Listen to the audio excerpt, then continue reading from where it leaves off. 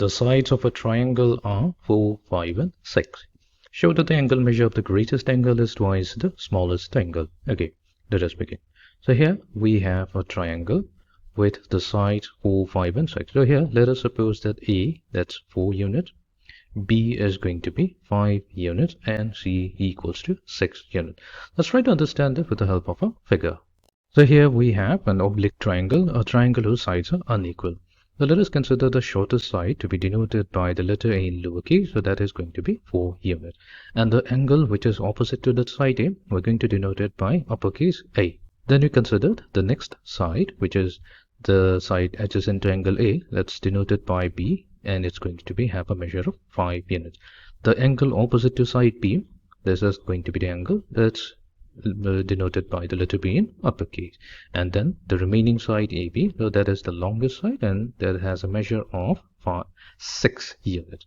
It has a measure of 6 units, and the angle opposite to that of that side is going to be denoted by C in uppercase.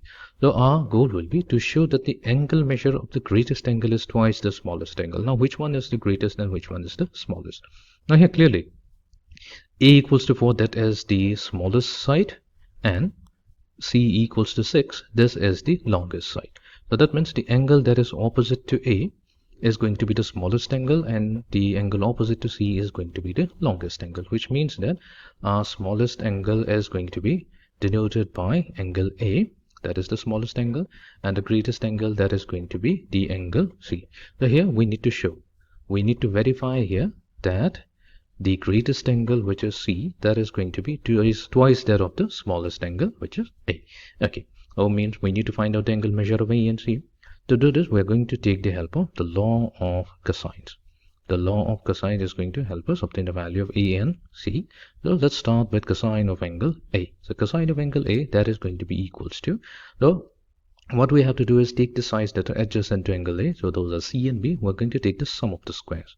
We have C squared plus B squared, and from the sum we're going to subtract the square of the opposite side, so that is A squared, divided by 2 times the product of the adjacent side, so C times B. So this is going to be cosine of A, and then cosine of, we need cosine of C, so cosine of C, that is going to be equals to, take the sum of the squares of the adjacent sides A and B, so we have A squared plus B squared minus, we have the side opposite to C, so that is going to be angle side C, so we have C squared, divided by 2 times the product of the adjacent sides A and B. Okay, so let's plug in our value. So we have C squared, so C squared is 6, we have 6 squared added to B squared, so that's 5 squared, minus A squared, so that's 4 squared, divided by 2 times 6 times 5, and cosine of C, that is going to be equals to 4 squared plus 5 squared minus 6 squared divided by 2 times 4 times 5.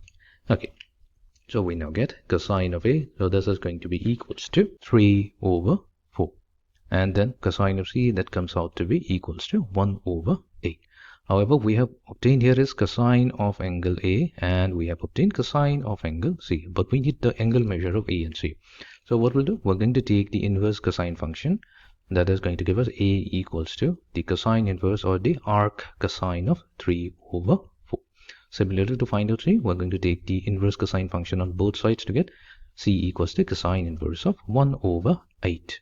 Okay, so what is cosine inverse of 3 over 4? So cosine inverse of 3 over 4, that's 41.41 degrees.